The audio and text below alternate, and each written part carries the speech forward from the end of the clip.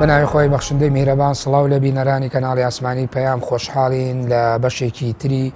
بەرنامەی مەودادا بە ئێوە بەڕێز و خۆشەویست گەشتینەوە. بەشی دووەمی بەرنامەی مەودامان تەواوکەری بەشی یەکەمەکە قسە لەسەر کورد و مێژوو بوونی ڕووداوە مێژوویەکان لە ناوچەکەدا دەکەین. لەم بەرنمەیەدا قسە لەسەر ئەوە دەکەین ئایا بۆچی کورد هەمیشە لە ناو ڕووداوەکاندا پەراوێز بووە؟ ئایا کورد بۆ خۆی قوربانیە لە ناو ڕووداوەکاندا؟ ئێمە لە بەشی پێشوودا قسەمان لەسەر مێژوو جوگرافیای کورد کرد، یاخود ئەو عقلیەتە کەلتوریەی کە لە ناو عقلی سیاسی کوردیە هەیە بە شێوەیەکی گشتی نەتوانراوە تەوزیف بکرێ بۆ ئەوی کە ڕووداوەکان بۆ خۆی دەسەبەر بکە یاخود ئیستیغلالی ڕووداوەکان بکە. ئایا کورد توانیوێتی سوود لە مێژوو ڕابردووی خۆی وەربگرێت؟ زۆر جار دەگوترێت لە هەر خەسارێک عقلێک، ئەمە بۆ کورد ڕاستە. ئێستا ناوچەکە بە کۆمەڵێک گرژی نێودەوڵەتی و هەرێمایەتیە تێئەپەڕێ.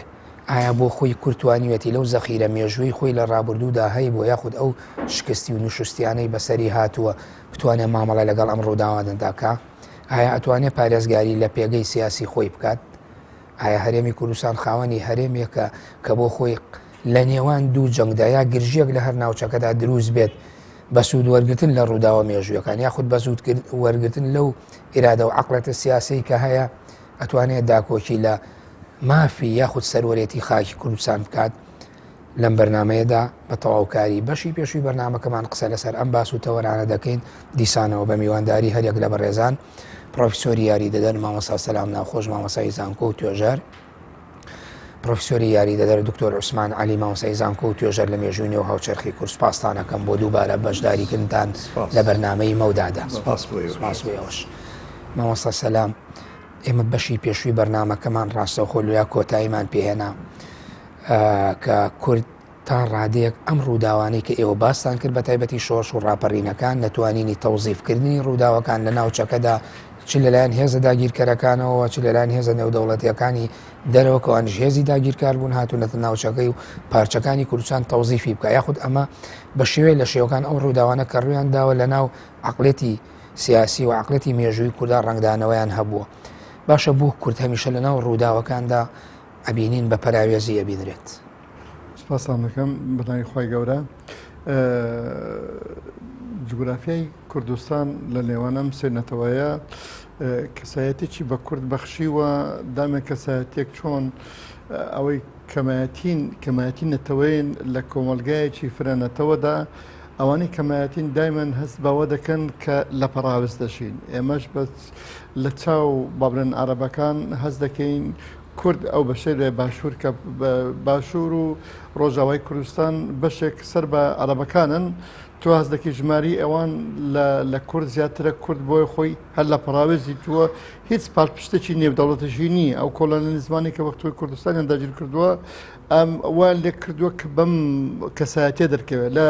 ئەگەر باکووری کوردستان وەکەین مقارنە بکەین لەگەر تاچی تورک لە تورکیا تۆ بە ئەقەلیەک دەردەکەوێت تۆ دەبێت سیاسێتێک بکەیت هەر لە پەراوێزدا بژیت. لە لای ئەوەی ئێرانیش بە هەمان شێوەوە لە دوای شەڕی ساڵدێرانەوە تاکو ئەمڕۆ کوردی ڕۆژهەڵات بەشێکە لە بەشێکی باڵێن پەراویزخراوە لە نێو فارسەکاندا. بەڵام لەو هەمووەشدا کەسایەتی کورد بابرێت ئەوانی نوێنێراتی کورد دەکەن دەتوانن ئەم پەراوێزە بگۆڕن بە شێوەیەکی ئەگەر بەر لەوە بێتە سەر ئەو کەسایەتی کوردەکان ئەگەر بە شێوەی تعریفە کۆمەڵناسیەکە یاوی لە بۆ ڕەوانگە سۆسیۆلۆژی یا بڵێن سایکۆلۆژیەکەوە سەیریکەین، ئایا بۆ خۆی ئەتەوێ بەو پێناسەیی تۆ کردیا بۆ باسی بڵێ کەسایەتی تاکی کورد لە ڕووی سایکۆلۆژیێتەوە بۆ خۆی تێکشکاوە لەبەرەوەی ئەقەلیەت بووە لە ناو ئەو هەموو هێزە گەورە و نەتەوە گەورەی کە لە ناوچەکەدا بووە؟ ئەمە هەموو گوتم ئەم نەتەوانێت دەوروبار بە ژمارە لە کورد زۆر زیاترن. دووش کورد هیچ پاڵپشتێکی نێونەتەوەیی نییە، یعنی بابلێن یەکێ لەو دەوڵەتە گەورانە کە دەوڵەتێکی وەک بەریتانیا وەک ئەمریکا وەک رووسیا، یعنی بابلێن ئەوە بکات بڵێ دۆزی کوردی بە بەشێک لەوەی سیاسەتی خۆی بزانێت کە ئەمانە هیچیان نین. لە هەمووشی سەیرتر مەسەلەی عەرەبی هەیە دەڵێ ئەناس عەلە دینی مولووکیهم، ئەوانەی نوێنەراتی کورد دەکەن بەڕاستی ئەم قابلیەتیان تێدا نییە، کارزمایەکی ویان تێدا نییە تۆ ئەم کەوتنە ئەم پەراویز خستە کە لە ڕێگەی داگیرکەری بچبرێ کۆلیانیزم بێ چ نەتەوەکانی دەوروبەر بۆت بەرزکەنەوە کە کەوتو دەبێنێ ئەم کەسە لە ینی ئەم ئەدگارە لە نوێنەرانی کوردانیە تۆ بەرەبەرە تاچی کورد هەز بەوە دەکە هەر بەو لەناو ئەو هەز بکات کە دایمەن ئەو کەسێکی قوربانی ئەو دەستەواژەیەکە لە ناو مێژووە هەمیشە باسەکرێڵە کورد شەڕکەرێکی ئازایە خۆ ئێمە کە کاتێ سەیری مێژووی کوردەکەین شەڕکەرێکی باش بوو بۆ ئیمپراتۆرەکانی مێژووە بۆ خۆشی دیفاعی لە خۆی کرۆ قوربانیەکی زۆریشی لە ناو مێژووە هەیە باشە ئەی بۆ خۆی ئەمە وای لێ نەکردووە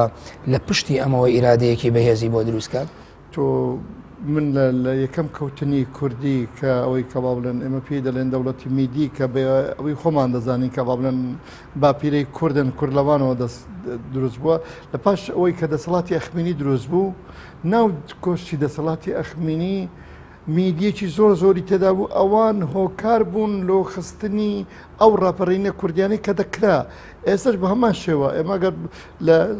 پێشی ڕاپەڕین دەربچین بگەڕێنەوە هەشتاکانەوە لە شێستەکانەوە بگرا تا کۆتایی هەشتاکان ژمارەی ئەم کەسانەی سربەڕژێمەکان بوون زۆر زیاتر بوو لە ژمانەی بابرێن پێشمەرگەکان ینی بۆ ئەوانەی کە کورد ئۆکبێکی ناچاری قبول کردووە چێشەکە لە نوێنەرەکانیدا نوێنەرەکانی کە ئەوە نەبوونە بیتوانن کەسایەتێکی وای پێبخشن ئێستا بۆچی ئەوەی جاران پێ دەگوترا جاشایەتی ئێستا بۆ جاشاتی دروست نابێتەوە یعنی ئایا هەمان هۆکار لە ئارادانیە خۆمەی ئێستا لە دەربارەی دەسەڵاتی کوردی هەل لە نەوەتویەکەوە تاکو ئێستا دەگوترێ کەم نییە لەوەی پێشوو بەڵام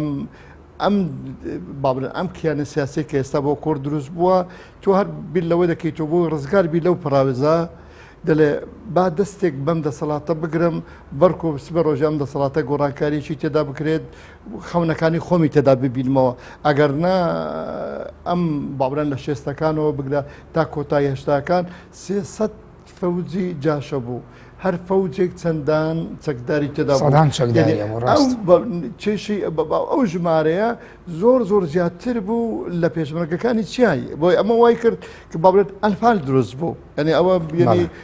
ئەنفال هەر بەشێکی کورد خۆی دروستی کرد باڵێ ئەوانەی کە باڵێن لە دەرەوەی دۆزی کورد بوون تەنها بە زمان بەجل کورد بوون ئەگەنە بەڕاستی هیچ نوێنەراتی کوردیان نەدەکرد لە چیاش ئێمە ئەوانەی ئەو برایانی کە لە شاخ بوون بە هەموو تەیارەکان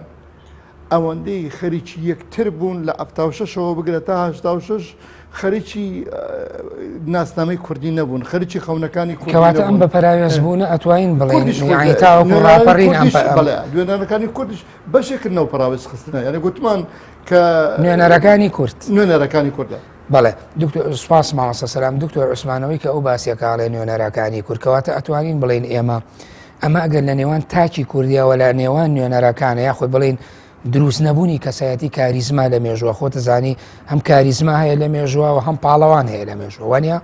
ڕەوڕەوەی مێژووە بزوێنێ پاڵەوانی وەنمونە کەسێکی وەکو ناپلیۆن دێ پەیامەکانی شۆڕشی فەڕەنسا ئەگەیەنێتە ڕۆژهەڵات بۆ خۆی کەسایەتی ناپلیۆن دەوری نەبینی لە شۆڕشی فەڕەنسا ئەگەر نمونە باسکەن دەیان نمونەی سەرکردەی شۆڕشەکانەیە کەواتە لە نێوان تێکشکانی تاکی کوردی و کەسایەتی کوردی و هەروەها لە نێوان دروستبوونی نوێنەرەکانی کورد و نەبوونی نوێنەرایەتیکردنی باشتر ئەمە کامیانە هۆکارن لەوەی کە کوردە میشە لە پەراوێز یاخود لە حاشیە و خوارەوەی ڕووداوەکان هەبینراوەتەوە بە ناوی خدای گەورە و میهرەبانەوە سڵاو لە بینەرانتان و سڵاو لە جەنابتان و سپاس بۆم هەلە بە بۆچوونی من ئەوەی ئەیبینم پەراوێزبوونی کورد لە مێژوودا بە تایبەتی لە دوای ڕۆخانی دەوڵەتی ماد چەند فاکتەرێکێ یەکەم فاکتەر ئەوەی مامۆستەسەلام ئاماژەی پێ کرد تاکی کوردی تاکێکی بە عەرەبیڵێن مازووزە باوەڕ بەخۆی نییە دائیمەن اینجا ئەمەش هۆکاری زۆرە یەکێک لەوانە یعنی ئەو لە دەسەڵات نەبوو ئەو ئیمپراتۆریانەی کە هاتووە ینی غەیری کورد بوونە ئەمە بەشێکی ترشی من ئەو بە بۆچوونی من ئەوە زۆر گرنگترە لەمەش ئەوش ئەوەیە سەرکردایەتی کورد پێش لە حەڵقەی پێش و باسمان کرد لە کاتی شۆڕشەکانی کورد لە معادلەی سیاسی دەولی تێنەگەشتبوون لەبەرەوە بوونە قوربانی بێ ئەوەی هەستی بکەن ئەمە لە مێژووی ئەمڕۆی بزوتنەوەی ڕزگاری خوازی کورد بەرجەستە بۆ چەند جارێک بوو نمونە لە کاتی شۆڕشی ئەیلول لە 1974 پێش نووسینی پەیماننامەی جەزائیر چەند کۆبنەوەیەک ئەبێت پەیماننامەی جەزائیر 1975 چەند کۆبنەوەیەک لە ئەنقەرە ئەبێت لە بین مەسئولینی عێراقی و مەسئولینی با بڵێن تورک لەوێ نوێژکاریە کرد لە بینیان ئێرانی حرەکەی کوردی ئاگاداری ئەمە نەبوو دوایش ساداتش لەگەڵ کیسنجەر باسی ئەم شتاکە ئەڵێ من ئەمەوێ ئاساییشە بێ لە ڕۆژهەڵاتی ناوەڕاست هەتا بتوانم ئاشتی بکەم لەگەڵ ئیسرائیلە کیسنجەر ئەڵێ چیت پێویستە ئەڵێ جاری ئەو وڵاتە عەرەبیەی عێراق ئەو کێشەی کوردەیە لەگەڵ یەکلایکەنەوە کیسنجەر بەڵێنیەدا ئەڵێ بەڵێ من لەو بوارەی شەکەم ئێمە بزوتنەوەی ڕزگاری خوازی هەواڵگیریەکی باشمان نەبوو ئاگاداری ئەم شتە بێ ئەجا کە بەیاننامەی کە با بڵێن پەیمانی جەزائیر ئەنووسرێت و سەرکردایەتی کورد ئەگرێ نامانووسێ تکایە جەنابی کیسنجەر ئێمە ملەتێکی ئاوا ملەتێکی گچکەین و غەدرمان لێکراوە ئێوە ئەمریکا وڵاتێکی ئۆزمایە و چۆن ئێمە جێدێ لەم زۆروفەدا تەمان کیسنجەر وەڵامی ناداتەوە دوای دوو ساڵتر لە کۆنگرس لە کیسنجەر ئەپرسن ئەڵێن کیسنجەر تو بۆ وات کرد لەو ملەتە لە کورد ئەڵێ بابە ئێمە یارمەتیمان بۆ شۆڕشی کورد مجاملە بوو بۆ دۆستێکی ئەقلیممان ئەوە شای ئێران ئێستا شای ئێران ئەو قەرارەیدا و ئەمەش لە بەرژەوەندی ئێمە بەڵام کورد دەرکی نەکرد وتی ئێمە ئیشی کاری مەسیحیمان ناکرد ئێمە کارتمان یاری کورد کارتێ بوو ئەمە دووبارە ئەبێتەوە زۆر جار نمونەیەکی ترش ئەوش ئەوەیە لە کاتی ڕەفەرەندەم سەرکردایەتی ئەمڕۆمان هەرچەندە نوێنەرمانەیە لە چەندەها وڵات نوێنەری حکوومەتی هەرێم لۆبیمانەیە بەڵام لەبەر نەبوونی مرکزێکی تینگتانک بۆ دراسەکردنی ئەو ئایا ئەم ڕێفەرەندەمە بەرەو چۆڕوە من خودی خۆم لە ئەلامی کوردی لە مەسئولینی کوردە بیست ئەو دێمە 36 وڵات یارمەتیمانەدا ئەگە وکوڵی لەگەڵمانە بن بۆ ڕێفەرەندەم وانە بوو یەک وڵاتێکش نەبوو ئیسرائیلش تەنها بۆی ئەلام بوو حەقیقی نەبوو دکتۆر ببوورە کەواتە تۆ ئەمەت بردەوە بۆ ئەوی کە کەسایەتی کورد هەمیشە لە پەراوێزەکانەوە کورد خاوەنی استراتیژیەتێکی سیاسی و فکرینە بەڵێ من ئەمەوێ ئەوەی بڵێم ئەحزابی کوردی چی ئەحزابی ئەلمانی و چی ئیسلامی ئیستش بە عەقلیەتێکی سەدەی نۆزدەیەم بێ ئەوەی دراساتیانە بێ ئەوەی مەرکەزیانە بێ معلوماتیانە بێ قەراراتە دەن ئەو قەراراتە ئاگاداری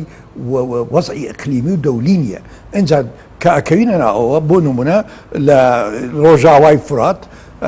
ئەو ئەمەلیەی تورکی بوو زۆربەی کوردەکان لەو قەنەعەتە بوون چی ئەوانەی لە پێدە چی ئەوانەی لە بەشی هەرێم ئەنەوت ئەمریکا لە تورکیا واز دێنێت و یارمەتی پێدادا و حتا قەواعدی ئەمریکی لە ئەنجەرلیک و لە تورکیاوە نەقلەکەنە ناو منطقی کوردی ئەمە خەیاڵە ئەمە تێنەگەشتنە لە واقع تورکیا حەلیفێکی گەورەی ئەمریکا حەلیفێکی گەورەی ئابووری یەکێتی ئەوروپایە تورکیا وڵاتێکی دێمەسەر ئەو باسانە حقیقەتە بأنه ئێمە لەمە تێناگەین دوایی ئەگرین ئەڵێن ئەوە ئەمریکا سەر لە نوێ کوردین ئێمە فێرین بەو عەقلیەتەی کەوا دائیمەن بگرین بڵێن غەدرمان لێکراوە پەراوێز کراوین بێ ئەوەی خۆمانش ئاگادار بین کە خۆمانش بەشێکین لەو پەراوێزکرد بەڵێ ئەوەی دکتۆر عوسمان باسی گرما وەسە سەلام کەواتە هەروەکو چۆن ئێمە باسمان لە عەقڵێتی نووسینەوەی مێژوو کرد لە بەشی یەکەما کەواتە کە لە لای کورد نەبووە کەواتە بە دیوێکی ترا توێژینەوە و دیراساتی سیاسیشمان نەبووە ئەمەش بۆ خۆی نەبوونی پلانێکی استراتیژی و بۆیە هەمیشە کورد لە پەراوێزی ڕووداوەکان هەبێنراوەتەوە بەڵێم ئێستا لە زۆربەی وڵاتان کە تۆ باسی پارتێکی سیاسی دەکەی هەبوونی پارتی سیاسی بۆ یەکگرتوویە بۆی باەن تاکەکانی نەتەوە لە کیانێکا کۆبکاتەوە یان لە کۆمەلگایەکە کۆ بکاتەوە بەڵام بەداخۆ لە مێژووی ئێمەدا کە ئێمە لە مێژوو سیاسەکە دەژین ئەوەی کابڵن لە چلەکانەوە تۆ وەرگێت تا کۆم دەخیم تو قسەی پێ دەکەین زۆربەی ئەو پارتە سیاسە کوردیانی کە هەمویان لەگەرێک ناکۆکن ینی هیچیان خەونی کوردی جاران کە مامزرات دەگوت دەوڵەتی کوردی خەونی شائیرانە بەڕاستی ئەوەی کە ئەوەی دەگوزەرێ ئەمە گەداڵێن وەک دکتۆر لە ئەڵقەی پێشوو باسی ئەوەی کرد کە باڵێن سولتان سەلیم داوای کردبوو لە مەلای ئیدریسی بەدلیسی کە پادشایەک بۆ خۆیان هەڵبژێنن من تاکوام دەقێش ئەمە لە سەدەی 16 بوو لەم دەقێش من داوا دەکەم ئەگەر بابرن تۆ باکوور و باشوور و ڕۆژهەڵات و ڕۆژاوات هەیە ئەم چوارە نەک سیاسەکانی ئەم چوارە یان سیاسی کوردەکانی ئەم چوارە یەک ناگرن بۆی پاشایەک بۆ لەسەر سەردارێک لەسەر بەشێکی باشووری کوردستان کە ئێستا جاران بە ساکس بکۆ بۆتە کوردستان کراوەتە چوار بەشەکەی باشووری سەردەمانێک کەتێ لە نەوەتەکان بوو بۆ سێکیان کیانێکی پارتی یەکێتی یەکی ئیسلامی هەر یەک لەوانە تۆ باڵێن بیرکردنەوەی تاچی کورد نوێنەری کوردەوەی باڵێن خۆی بە نوێنەری کورد دەزانێت چ ناسیۆنالیزم بێت ناسیۆنالیست بێت چ کۆمەنیست بێت ئیسلامی بێت هەمویان لێک شتە کورد دەبنەوە کە ناکۆکن لەگەر یەک یعنی لەگەر یەکە قبولی یەکتر ناکەن تۆ تەسەوڕ چۆنەوە باوەڕ دەکەیت کە جوولەکەکانی ئیسرائیل هەمووی لەگەر یەک تەبابن لەگەر یەک تەبانین بەڵام یەک تشتیانەیە دۆزش کۆیان ئەم استراتیژە گشتیە یەکن یعنی حتا تو ئەوەی کەسە لە عراقەشی ئەو سونەمانەیە ئێمە بەدەست سونە ئەوانەی کە بەخۆیان دەنە سونە من هەسونە نین 80 ساڵمان لەگەڵیان ڕابوارد لە غیری ئەنفال و ئەوەی تری چتر نەبوو ئەم شیعانەکەەوە 20 ساڵێکە لە گەریان دەژین هەمان شت ئەوانە هەر کامیان بگری بەرامبەرمە دژت بەڵام کاتێک بەیانی کە تۆ تەماشا دەکەی ئێستا شیع ئەو سونە ئەگری باونە خوێن یەکفر دەکەن بەڵام کە قەزیەکە هاتە سە قەزیەی کوردی هەریچا دەبنە یەک ئێمە ئەو استراتیژەتەمان چەمکێکی ترێ لە ناو مێژووی کووردا خوێن ئەم استراتیژە ینی کورد غیابی ئەم استراتیژە لە ناو پارتە سیاسەکانی کورد لە ناو منەوەرانی کورد کە بابلێن تۆ ئیش نەکەیت بۆ دۆزێک کە نوێنێراتی من کاتێکە بابلێن ئەو ئینتخاباتێک کە کرا لە باکووری کوردستان کە بەوەی هەدەپە ژمارەیە بێنێ ببێتە ئەندام پەرلەمان و ئەوانە ئێمە لە باکوور دوو کێشەی زۆر گەورەمان هەبوو یەک سەرۆک برێ ئۆزەلان زیندانی کرابوو دووش کێشەیەکت هەبوو بە ناوی کێشەی دۆزی کورد لە باکووری کوردستان لە هەمووی سەیرتر ئەم برادەرەی کە ئێستا لە سزنە لە یەکەم ئاخاوچنی کە قسەی کرد گوتی ئێمە لەگە ئەک پارتی ڕێک ناکەوین نەزم تۆ لەگە شەیتان سەلاحەدین دەمیرتاش تۆ ئێمە هەموو دوعا و باوەی هەرێکی بە جوهدی خۆی خەونی ئەوەی دەدیت کە هەدەفە بچێتە ناو پەرلەمانی تورکیا و بۆەوەی دیفاع لە دووشت بکە هەم بەردانی ئۆزەلان هەم دۆزی کورد بە ئەقارێکدا بە بڕاستی ئەگەر تۆ کەی ئەمە دەکرێت تۆ لەگەڵ ئەک پارتی ڕەکەویت بەڵام تۆ کەدەی لەگە ئەک پارتی ڕووناکە ئەوە قسەتەوە بێ دەڵێت ئەمن کۆلشین لەگەر ئەک پارتی پێک نایەنم بە قسەی رووسیا بە قسەی ئەمریکا ڕۆژگارەکە ڕۆژگاری ئەمڕۆ ڕۆیشت یعنی ئەم دووبارە بوونەوە لە تۆ لە سەدەی 16ەوە بگرێت تاکو ئێستا هەمان شت دووبارە دەبێت و نهایەتی تونێلەکەش بڕۆناچی نبینی بەڕاستی تۆ ئێستا ئەم کێشی کە ئێستا لە بەغدا هەیە تۆ لەوانەیە جارێککە بیر لەوەی بکرێتەوە شی ئەو سونە پێکەوە ئاش بکرێنەوە ئەگە ئاش بکرێنەوە بۆ زەرەری ئێمە تەواو بێت ئەوە نەگەر تۆ هەری کێشەیەکە بێت ئێرە بە بەشێک لە وڵاتێکی خۆیان دەزانن نەک لە وڵاتێکی تو بۆیە دەنێم نەبوونی ئەم استراتیژەتە ئەو استراتیژە یەکگرتوویە لە ناو کووردا بەداخوا ئەمەیان بەڵێ دکتۆر عوسمان چەمکێکی ترێ لە ناو مێژووی سیاسی کووردا زۆر جار بەکارێن یاخود ئێمە هەمیشە وەکو تۆ لە وەڵامی پرسیاری پێشوا باسی ئەو گریانەت کرد کەوتت کورد لە دوای ڕووداوەکانەوە زۆر جار ئەگری بەڵام استراتیژێت و دیراساتی نییە بەڵام چەمکێکی ترێ لە نێوان دوو کەوانە پێوتێ قوربانی ئایا خۆی بۆ خۆی کورد قوربانی ئەگەر قوربانیە قوربانی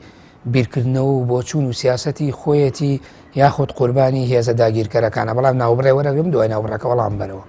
بینەرانی بەڕێز و خۆشەویست ناوبرەوەکی کورد وەردەگرین و دەگەڕێنەوە لاتە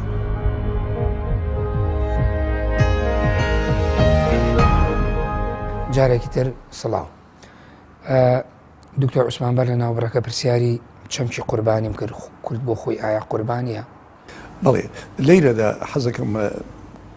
بگەڕێمەوە شتێتر ئیضافە بکەم بۆ پرسیاری یەکەم جەنابەت باست قائیدی کەرزمات کرد ئەو بەشێکە لە بەرەوەی کە کورد ئەمڕۆکیانێکی نییە یان پاشایەکی نییە وەدیع جوەیدە کتابێکەیە بزوتنەوەی ناشنەڵزمی کوردی ئەلەوێدا زۆر بە باسی کەشۆڕشی عوبەیدوڵڵاکە ئەڵێ عوبەیدوڵڵا وای ئەزانی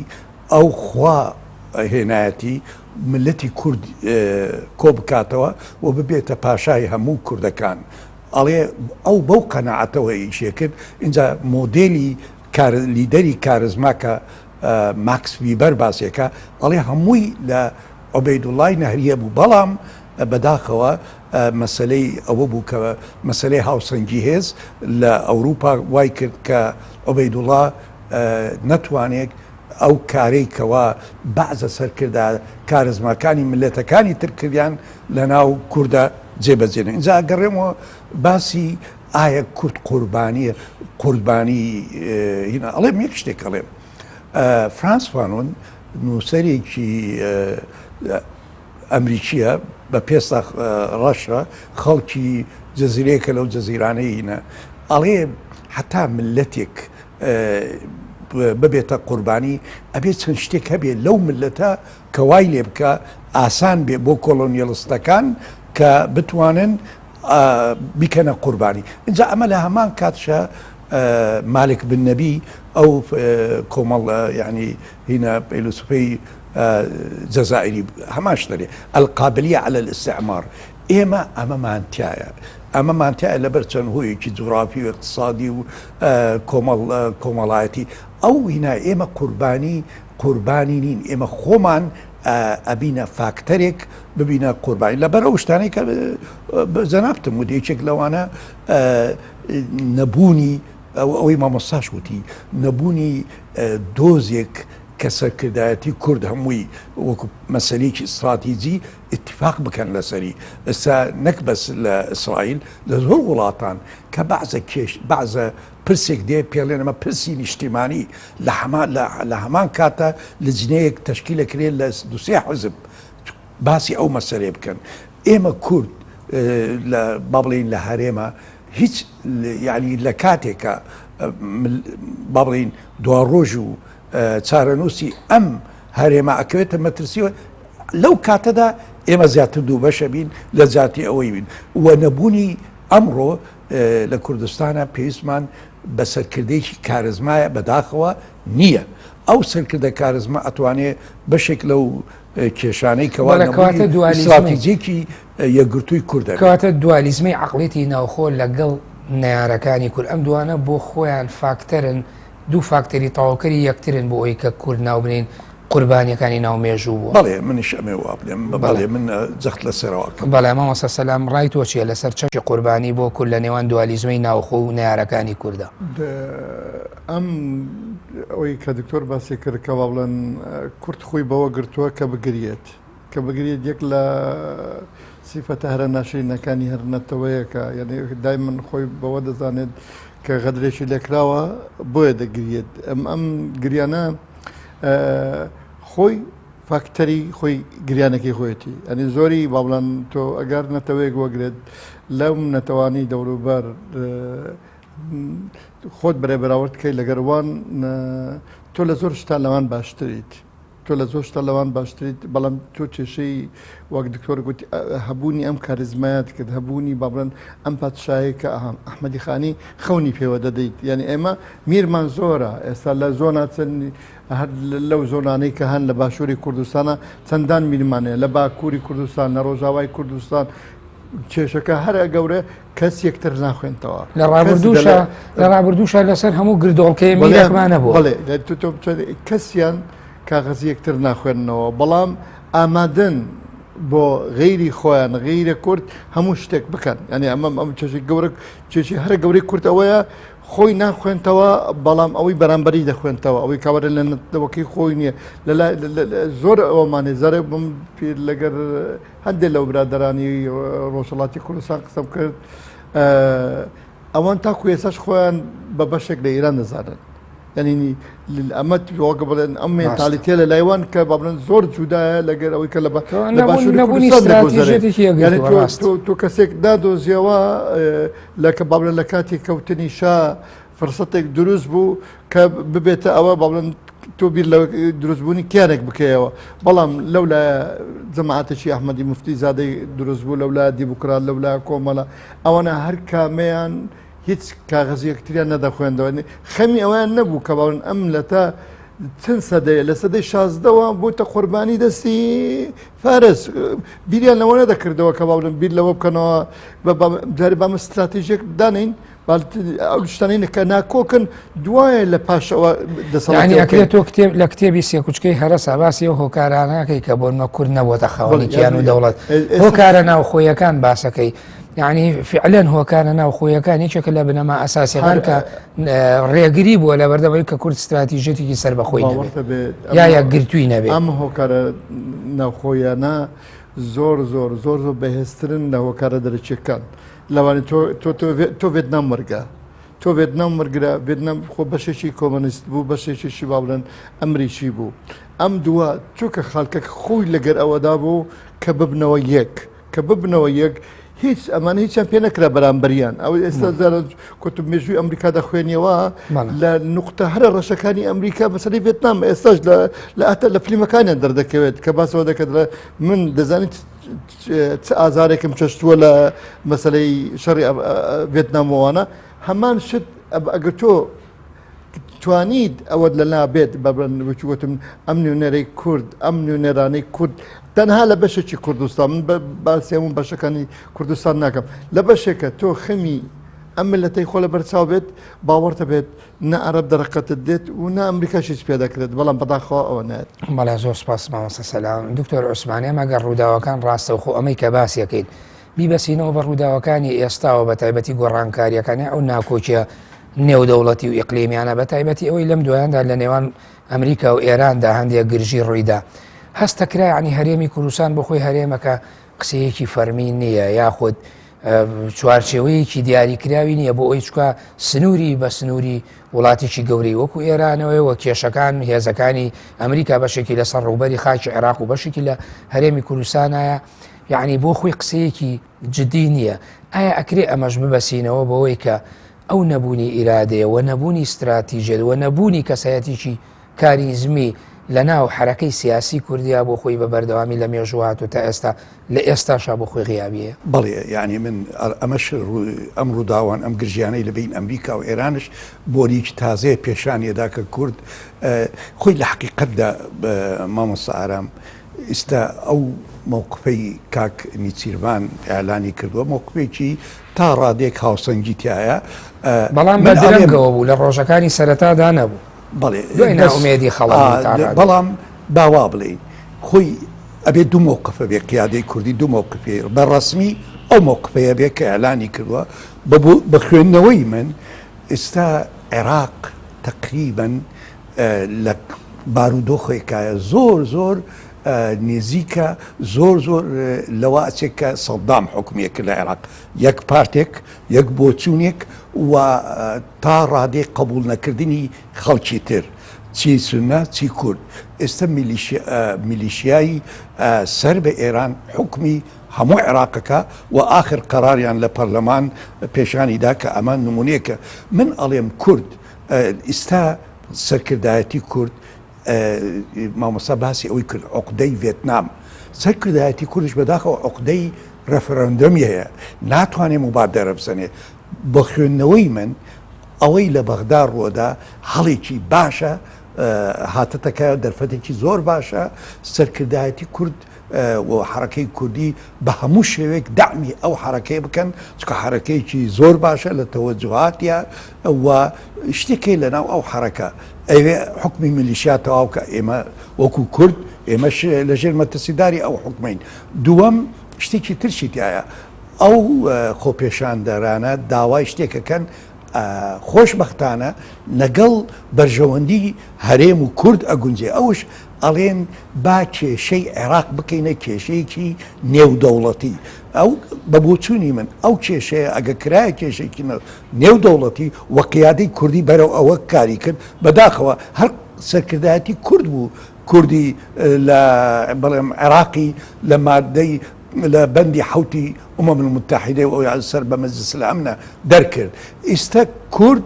لە زروفێکایە